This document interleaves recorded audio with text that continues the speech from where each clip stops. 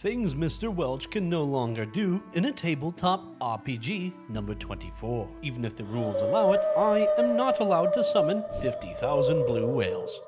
Ah, mods. Every month we get more mods, not to mention a few mod updates to already existing mods. So yeah, while we will be talking about new mods, keep an eye out for some older mods that got some updates during this month. Kidding, it's the mods of 2026, this month, whatever month this is. So sit back, relax, and let us know any mods you like that came out this month. Starting off with a classic, the Real Ruins mod. For those who don't know about this recently updated mod, this is a mod that lets you find, well, real ruins. Like when I say real ruins, I do mean the ruins of other people's bases and rooms. I absolutely love this mod concept and execution, finding those lost pockets of civilization and trying to figure out what the other player was cooking in their playthroughs. More so, it can be easy to find very valuable stuff early on and perhaps become the reason your base is now part of the mod to be discovered. Remember that mod anomaly for grav ships? A mod that works to link the two DLCs together? Well, guess what? We got a mod in that vein, Biotech, for grav ships. As the name implies, adding all sorts of biotech goodies to make your biotech playthrough a lot more compact. Seriously, first off, the designs, love them. Second off, the size, also love them. As on a grav ship, space is paramount. You get smaller mechanoid gestators and band nodes, not to mention encoders and scanners. But what I really love is the floor-mounted mech chargers, mech booster, and waste pack atomizer. Yes, thank you so much. We need more floor-mounted stuff. How about even a floor-mounted bed? Wait a minute. The biology part of the DLC gets gene assembler, bank and processor in smaller forms, and an added bonus, and actual genes that give bonus for being in space and penalties for being on land. They don't cost a thing, so it might be worth throwing into some pawns who are born to be Rocket Man. But to quote any as seen on TV host, but wait, there's more. There is new mechanoids, the Fidget and Shredder. The Fidget is there for cleaning, construction, and hauling, while the Shredder can mine, craft, and haul. Great additions to the ship to say the least. Plus, for vampires, there is smaller hemogen devices for them to utilize in a smaller space. Need more power? Grav core toxifier generators? 25,000 power a day. 60 tiles polluted per day. Yeah, maybe a couple of grav core pollution pumps which clean 32 tiles a day isn't a bad investment. But if you got royalty, there is a bonus here. A new implant, the Gravity Refocuser. It allows a pawn to use the grav engine as a psychic focus, with any building that expands the grav ship also expanding the level of focus, a nice bonus to be sure. Keep an eye on this mod. Like his previous works, with grav ship stuff, there is sure to be more to come. If you are looking for some elves in your playthrough, look up the faction Elvish mod by Icy Cheesecake, who provides what else? Dwarves. No, obviously elves. You got 4 factions of elves. The High Elven Kingdom, Dark Elves with their own kingdom, Tribal, Wild Elves, and Celestian Elves who utilize mechanoids. So it's not just one air level of technology with all of them, though you do get plenty of elven equipment thrown around the vanilla research to add to the arsenal, plus an ideology elven style to replace the look of vanilla gear. A really cool mod, but not the only thing from Icy you should look up, since he is known for his textures that are a taste of vanilla, as well as other mods including one updated. The Faction Orbiters mod is taking inspiration from a very important video game series. If you are a fan of Halo, you might recognize the armor as the security armor. Well, this is a direct reference to Bungie's original FPS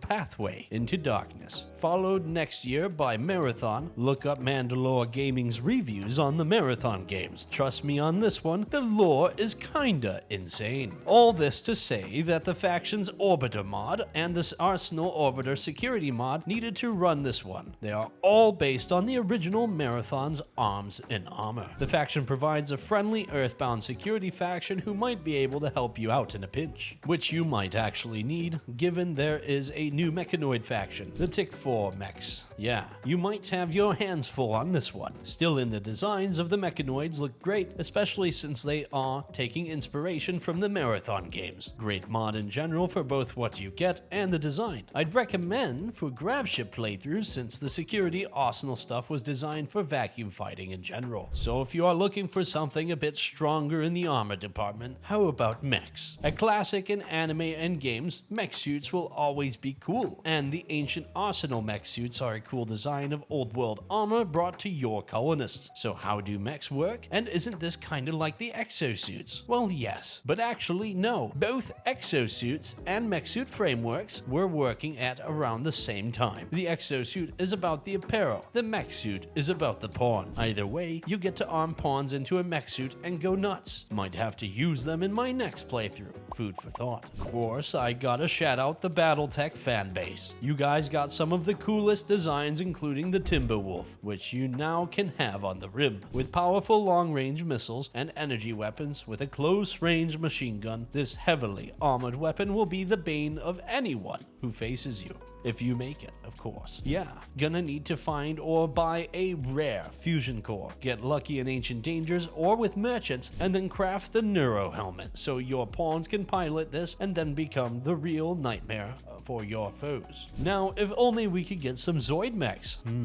Zoids. Now for some real impact out on the rim, how about Love and Impact? Well, with this mod, if your pawns are loving, well, there is gonna be a lot more shaken. So much so it could even break the bed. Yeah, this is a joke mod, but I had to share it because me and my writer had a good laugh on this one. Moving on. So if you're looking for decent mid-game energy weapons, why not Det's Energy Weapons Continued? Det is known for his great work and artwork, and this is no exception. It was continued so that players can actually use them. Think of the energy weapons as the middle point between gas-powered assault rifles and lithium-powered charged rifles. Plus, I love the designs, bit of sci-fi western-looking design. Though, speaking of works by Det, coming from Detvisor is the Stoneborn cuisine. We got the Stoneborn, who are of course a dwarf-styled race. Now you get the dwarf-styled cooking and plants. And as some of the names and designs of a few items here seem a bit familiar, well, you got a good eye. A lot of this, and Det's works, do have some reference to pop culture. So running through, you have the important dwarven kiln, your main way to cook your food from simple rock bread to lavish feasts. With basic baking, you can plant mold wheat, a grain-like mushroom that grows only in darkness. When you harvest it, you get flour, and can bake that into stone bread. It's basically hardtack if hardtack went to the gym. Can apparently be used as a weapon too. You can also make oven stews out of veggies and meat, and apparently will never be poisoned. I assume food poisoning, but given what I know about dwarves, I assume dwarves could eat moldy food and they can't be poisoned. Also, there is the portable cooking part for dungeoneering on the go. It's limited in what it can cook, but hey, always useful. With fungus crops researched, you can plant plump helmets and bun shrooms. The plump helmets are a tasty, meaty shroom that can survive in light, while bun shrooms grow fast, but are more for animal feed. Dough preparation also allows you to turn that flour into proper doughs at the prepping bench. Stuff like the tasty rock pies, which need meat, veggies, and dough. You have curing racks to dry age meats that last longer without refrigeration and can still be cooked. Cheese making with dwarven milk, something to get into later. You can get into insect rearing by making an insectary course. You'll need a juvenile queen from a hive. But hey, that's a source of insect jelly. Hot grills provide the ability to cook up skewers that cook and rot fast, but provide joy when eaten. But most importantly, rock burgers. Take that rock bread and some fixins and you got a barbecue.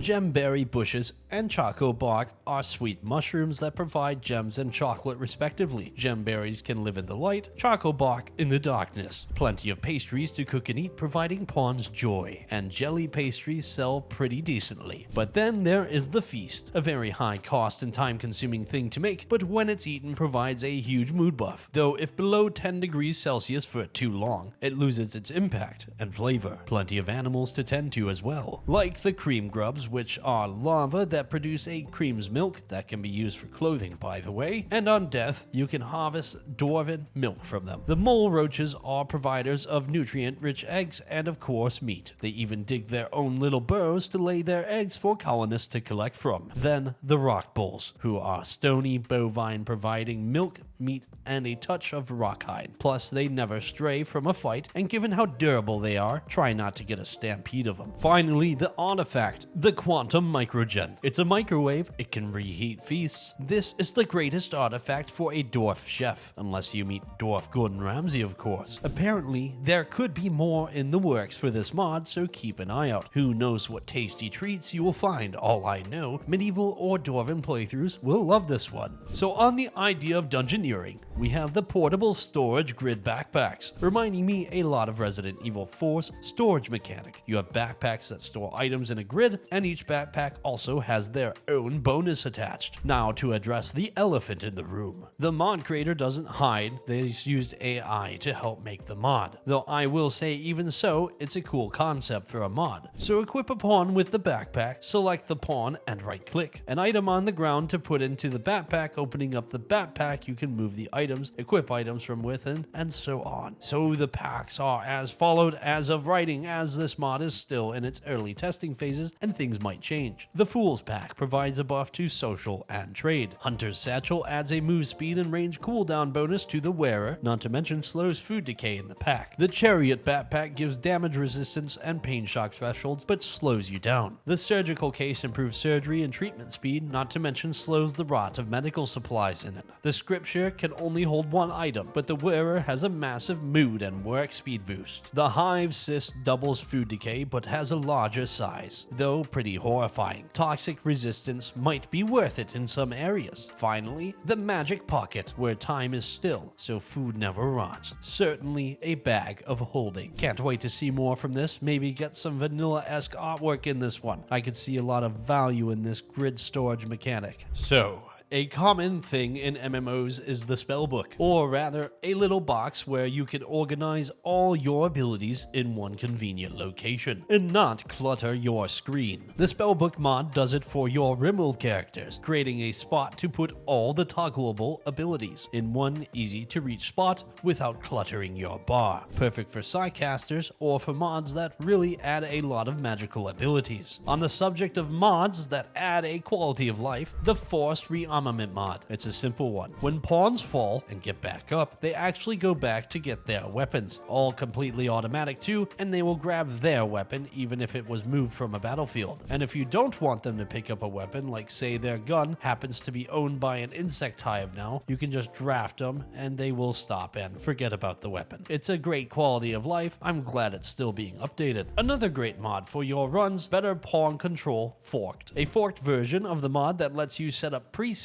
for your pawn's work schedules and more. The main thing I can see this is setting up a normal day-to-day zone schedule, then when a raid or something bad happens, just switch to the preset that forces everyone inside and boom. No fuss and no having to remember how you set everyone up. This mod seriously needs to be in the base game because for big colonies, the ability to quickly swap schedules or work orders for any situation is extremely invaluable. Plus, I can torture my pawns by constantly forcing them to move from one permitted zone to another. Another classic that got the update, sometimes raids go wrong. A silly mod that gives all raids a chance for something bad to happen to them. Honestly, a great mod for those of us who love unintentional comedies, from showing up with mechanoids that hate them and you, bringing man-hunting animals, meteor drops on them, perhaps they are going to be rapidly aging or showing up with half of them going wild. That's just walking in. If they drop pod in, they could end up landing here drunk and pretty easy to pick off, or perhaps just crash rather than normally land. Not a good time for him, I'd say. Honestly, a fun to throw in mod, and given you can alter the odds, you can make every raid go from serious business to a Three Stooges act. From another simple mod, Mech Chargers Repair Mechs, a simple mod that alters mech recharges to also auto-repair any damages a mech might have. This means you don't have to constantly order your mechanitor to fix mechs, or just let your mechs get a startup on repairing bearing damages while recharging before your mechanitor tends to them. It's a good bit of quality of life to not have to babysit the mechs, more so if you have a huge army of them and only 1 or 2 mechanitors. So if you are looking for some new events to play around with, might I suggest the recently released Leo events. Over 60 carefully created events are now at the fingertips of the storytellers, ranging from breakthrough in research, an enemy fire support base rising up and supporting them during a raid, aka bombardment. Maybe go deal with that before bad things happen. Migrating trees who are looking for fertile ground, and trees who are attacking us. I think Pro Jared said it best. These trees are trying to kill me. You, nature.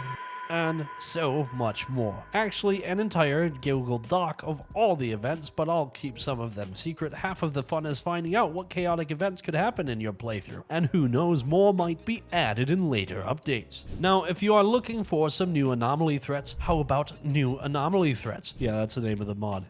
Still being updated and still is a fun mod to add to anomaly playthroughs. You get bile serpents who can shoot bile out to slow down targets to make it easier to hunt. The rusted army, living biofright that are organized like a proper fighting force. Don't worry, very flammable, so break out the flamers. Brother, get the flamer. The heavy flamer. A large rusted mass, full of energy, may or may not be dangerous. Keep an eye out on it. The crannied obelisk that's full of psychic energy. I wonder what would happen if you let it fully charge. Finally, the collector, an overgrown sight stealer with a mind of their own and a desire to collect.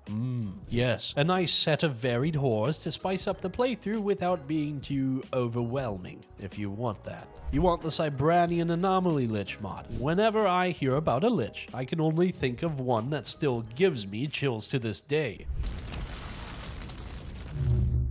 Fall. Luckily, Ron Perlman isn't voicing this mod's Lich, but it's still a powerful threat, able to use their own psionic power to reanimate the dead and protect themselves from all damage so long as they don't neurally overheat themselves. If you can survive the Great Undead Psychic, you'll obtain their skull, which is an artifact that can boost a pawn's neural heat limit and, of course, shoot lightning at foes, plus high-quality books as a bonus. High risk, high reward. Are you brave enough to face the Skeleton King, who is voiced by Mark Hamill? Now, if you want to become a different kind of necromancer, how about the Shadow Monarch? No, not from Yu-Gi-Oh! In this case, solo leveling. To use this mod, you are gonna have to brave a gate, a rift that forms and has a dungeon inside, and don't sleep on them. They will break open if you don't deal with it, and whatever is inside will be more than happy to hunt you down. But survive the lowest rank E, and you can awaken a Shadow Monarch and a Colonist. This side-casting tree focuses on raising fallen opponents into shadows and growing them with their kills. So have fun, unleash a dark force on your foes, and remember, to clear gates, the higher the rank, the more loot you can get, including artifacts. Really cool mod, and I know my writer loves minion summoning and letting them deal with his problems. Though on the subject of ranks and gates and other media like that, perhaps it's time to talk about the best of the RPG mods on the Rim. I think anyone who is aware of anime knows of the Isekai genre of anime. Go into another world and basically be a badass. Very powerful fantasy, but hey, I get the appeal. Though in a lot of these, they use the mechanics of RPGs in video games to denote strength and growth. What I'm getting at is now your pawns can level up with the Isekai RPG leveling mod, a still being worked on mod that when it came out is awesome, and even in its current state is still awesome, with more stuff to play around with. So the basics you need to know. Each human-like pawn will gain a rank to start with. Lower ranks like F are very common, with the highest level of rank being triple S. Also, in case you are wondering, why S? In Japan, S is a tier above a representing super, superior, special, shin, and so on. Basically, it's a term for the top tier, and multiple S's obviously a way to show even greater rank. So yeah, F tier is like level 1 and triple S is level 400 and above. That's quite a difference, but don't worry, pawns can become stronger with experience. Just grind like it's a 9 to 5 or the average RuneScape player and get those stats up to continue the grind. So the stats. You got strength, which dictates melee damage, and carrying capacity. Pretty straightforward. Vitality is all about health benefits like regenerating health, natural armors, toxicity resistance, and more. Never sleep on that one, that's for sure. Dexterity is a focus, the need for speed, the movement, dodging, accuracy, aiming delay, and work speed of a pawn. If you can take out your opponent first, who needs defense, right? Intelligence controls research. Learning things quickly and psychic sensitivity. Never underestimate a good plan, especially when you are on the receiving end. Wisdom, meanwhile, is all about keeping calm with mental break threshold improvement, psi focus gain, and sensitivity, psi focus cost reductions, and neural heat improvements. The best casters are the ones who can keep cool in the heat of the moment. Finally, charisma, a pawn's ability to negotiate with humans and animals. Great leaders for sure. Either make the perfect pawn or specialize them. Either way, each point can turn a nobody into a somebody. Of course, to get experience to a level up and improve the stats, you just need to do stuff normally. Fight, work, accept some quests that show up daily to fight some angry monster. Yeah, that last one is part of the mod. Each day you get a quest to fight a target rank E through D rank or hunts. Just fight a single opponent and get a reward and some experience to boot. B and A rank, and no idea what happened to C rank, are expeditions, requiring leaving your map to go to a map tile with multiple opponents. Finally, S through SSS, the legendary boss encounter. Yeah, good luck, I do mean it. When it comes to other ways to get experience, there are mana crystal drops from ranked enemies, each at varying levels and drop rates. You can use them for some experience or to sell, as they do go for decent silver even at lower ranks. Ores are a thing for style, and of course, world bosses. They are designed to take multiple factions fighting it. So yeah, I wish you all the best of luck. Though, what's an RPG world without a guild? The guild add-on adds the Adventurers Guild as a faction in your world. These guys are a way to obtain more quests to do, and even a few unique ones related to the mod. Aside from the normal quests that the base RPG mod adds, you got the recruitment duel quest where an adventurer will show up to your place and pick a fight. If you can weaken them to 40% health or knock them out, they will join your colony. Kill them? Well, the guild does take a bit of notice. I'm sure that's not a problem though. There is the Hero's Visit, where Arthur, yes that one, comes to visit with their entourage. Make sure they have a good time. If they leave happy, your guild rep goes up. Leave unhappy, yeah, it takes a dive, and if he dies, well, there's no coming back from that. You'll have an entire guild of powered up badasses wanting your head. Needless to say, this is a good add-on mod that's thematic, and hey, the ability to get even more quests without waiting is great for the impatient amongst us. So if you are looking for more of a powerful fantasy, how about Viltrumites?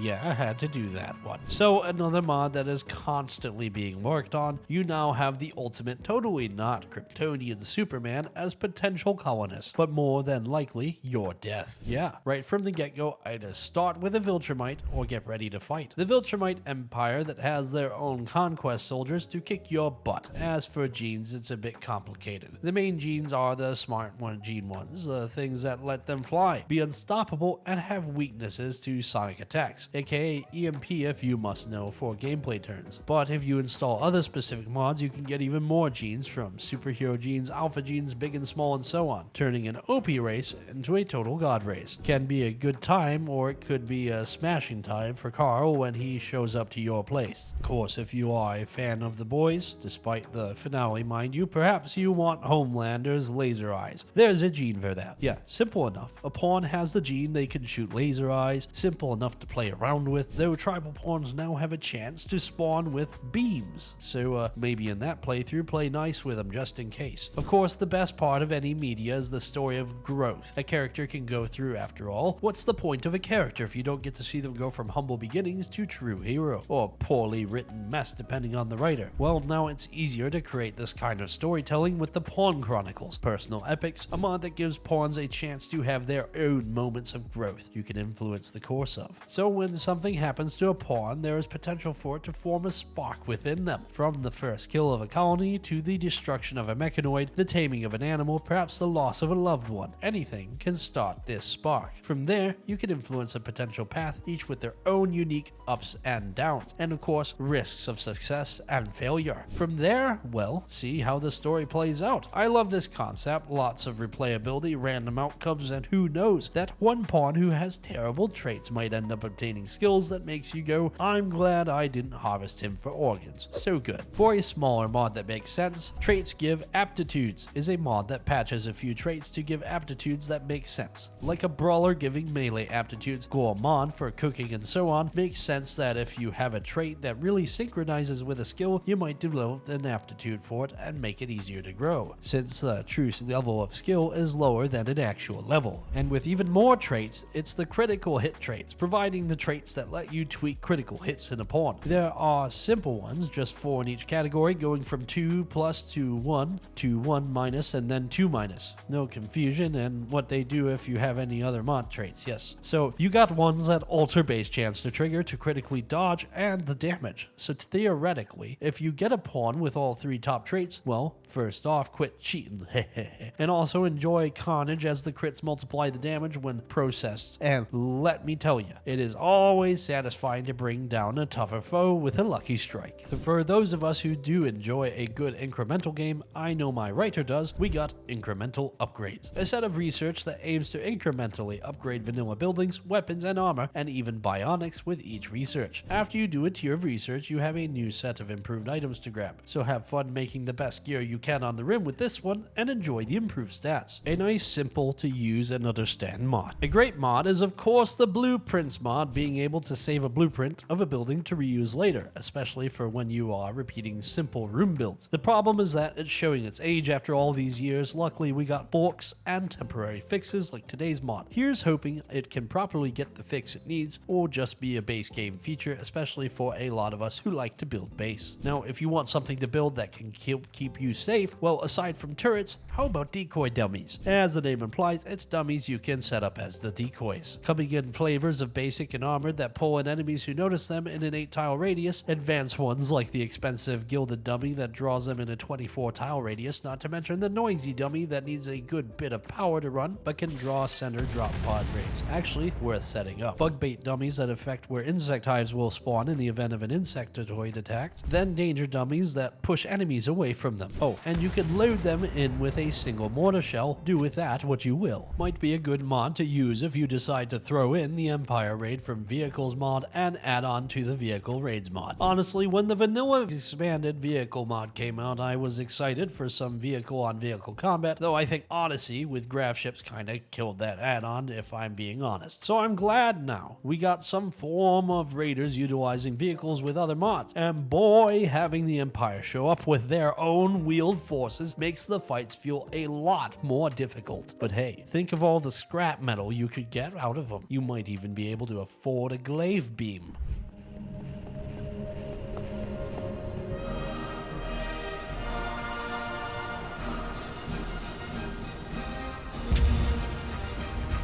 Holy scrap.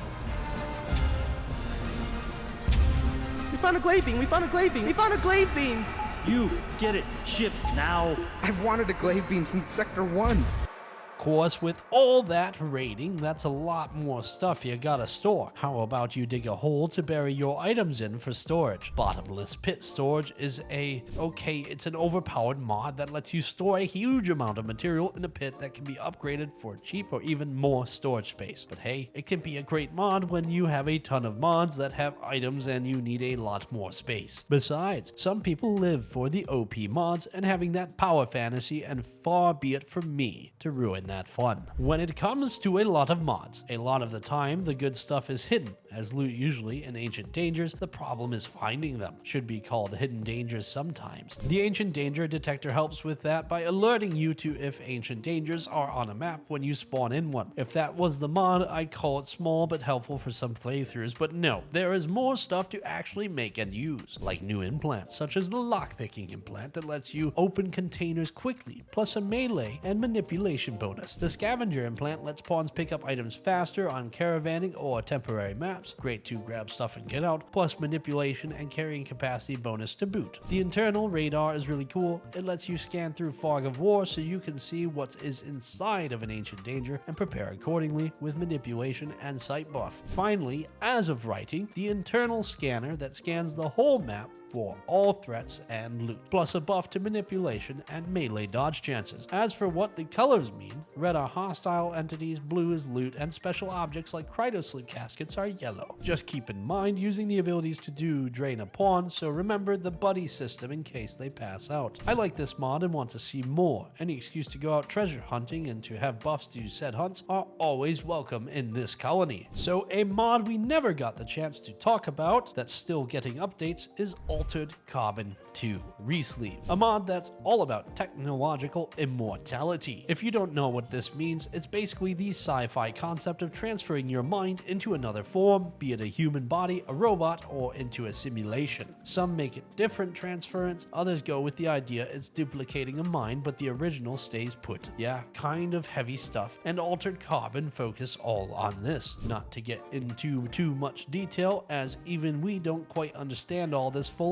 but the main idea is that there are three main focuses here. Sleeving, which is to say using bodies to house minds, switching when needed. Stacking, by uploading the mind into the digital space. And needle casting, controlling bodies from afar rather than just a direct transfer. To begin work in this mod, you might have to wait a bit. See, there is an introductory quest, the Researcher. After around 75 days, you will get a call of an exiled researcher who needs medical help. Help them and learn about nano storage device to learn about neutral digitization and sleeve gestation. And yes, gestation implies you are making new bodies. You can and even recycle non-rotten dead bodies to the cause. From there, work bit by bit, expanding your base and buildings. Play however you want, given this also comes with new arms and armor. You will have a lot of toys to play around with. Plus, it has support with royalty and ideology. I wouldn't be surprised if a few royals want to be immortal and a few groups also feeling the same. Me, I'd rather not be. Hard to turn off immortality, don't you think? Best part about this mod, it's still being worked on with talk of quest chain, more implants, and better mechanics. Keep an eye out on this one and maybe keep it in mind for your ultra tech styled playthroughs. Though this form of immortality isn't as bad as the kind you could get in 40k universe. You could end up as a servitor, what is basically a worker drone made of flesh. Usually born of vat-grown flesh for the purpose of being a power loader made of meat, it's not uncommon for criminals to end up as servitors, and while they are supposed to be lobotomized, well, maybe don't make the mechanicus angry. They are more than capable of keeping you fully aware of everything and can easily keep the flesh alive for a long time. So this kind of body horror is perfect on the rim. The Cementum Servitors mod lets you take willingly, though usually unwilling, pawns and turn them into living machines for labor. Give them chips to focus their tasks from labor to combat, and even some bionic limbs that provide weaponry. And hey, once the body is worn out, just remove the parts, throw them out, and get a new one. Plenty of spare future servitors on the rim. You know, there are times I wonder what a psychologist would think if they knew what me and my writer get up to on the rim.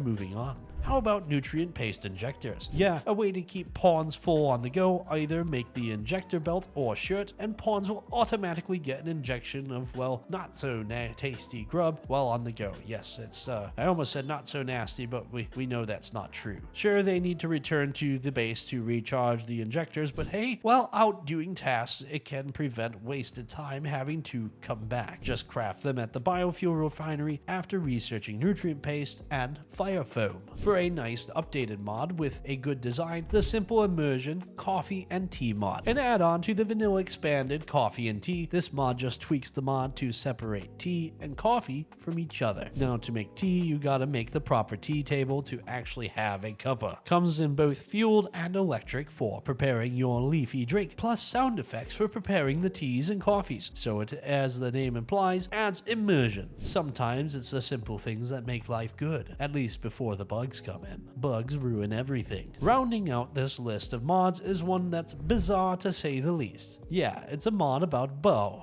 Oh, break dark thunder!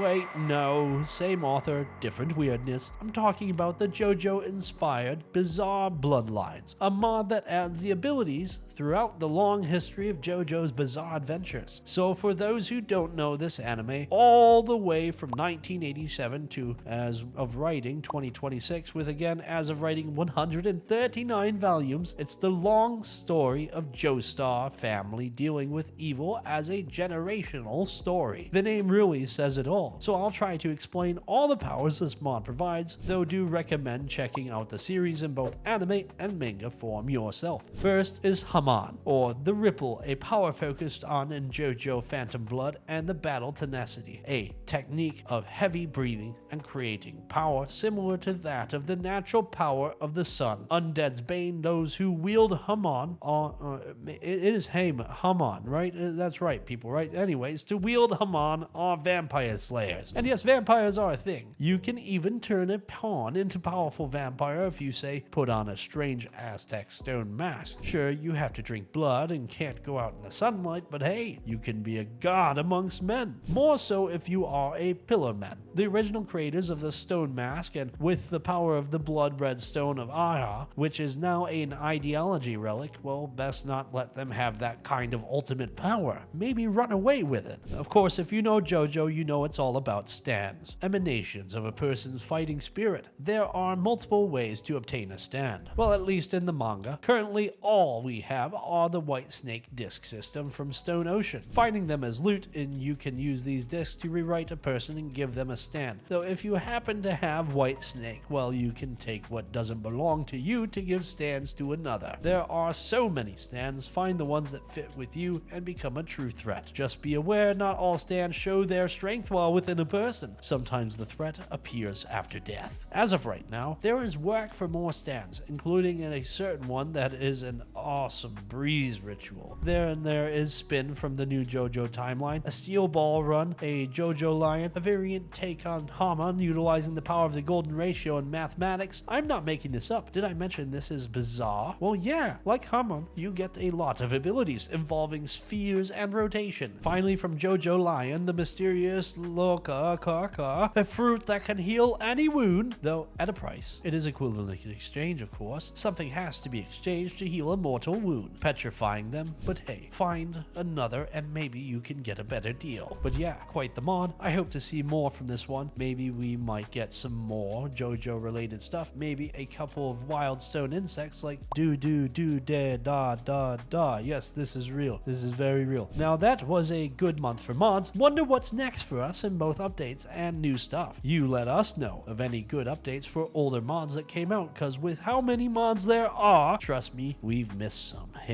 I'd like to thank all the patrons that make videos like this possible. We couldn't do stuff like this without you, and we will see you in the next video.